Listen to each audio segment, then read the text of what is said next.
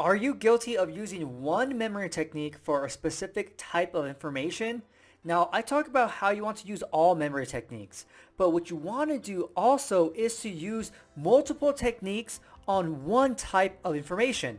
So for example, when I memorize images, I do 2 images per locations. So I use a memory palace and then kind of like a story method, right? And so I would have this coffee spilling over this luggage, this owl eating this fish, and so on. And so that's what I would picture in order to memorize all of these images. But in order for you to really get a hold of the different memory techniques, I would memorize the same information but use something different. So maybe I would use the story method and I would try to connect all of these images together and hopefully I would keep them all in order. Now, why would you want to do that?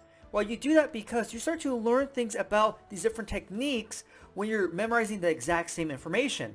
So maybe I realized, having a story or using the story method with 30 images is not really good because it's really easy to kind of mix things up. So I won't apply it to something like this. But when I was going through using the story method, I realized I keep messing up images because I do X, Y, and Z. And so I made a video explaining how to keep your images straight. Well, I used to memorize a lot of information just randomly, like random words, stuff like that, with the story method.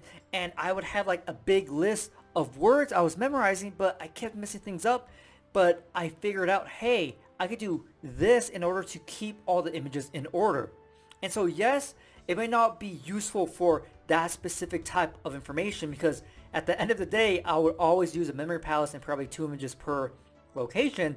But what I gained from using a different memory technique to learn this allowed me to fix a mistake in order to prevent future problems, like if I'm memorizing words, 2 words, or even 2 images, how to keep them straight, right? Because at the end of the day, even if you're memorizing 2 images per location, you still can mix up the images. And so I learned something by applying a different technique I wouldn't normally use for this information, but found something useful. And that's what you want to do because yes, you might find like it's really hard to kind of use a specific memory technique, but you'll be like, whoa, this would be really good to use on this other type of information because of X, Y, and Z. So hopefully you enjoyed this video and I'll see you next time.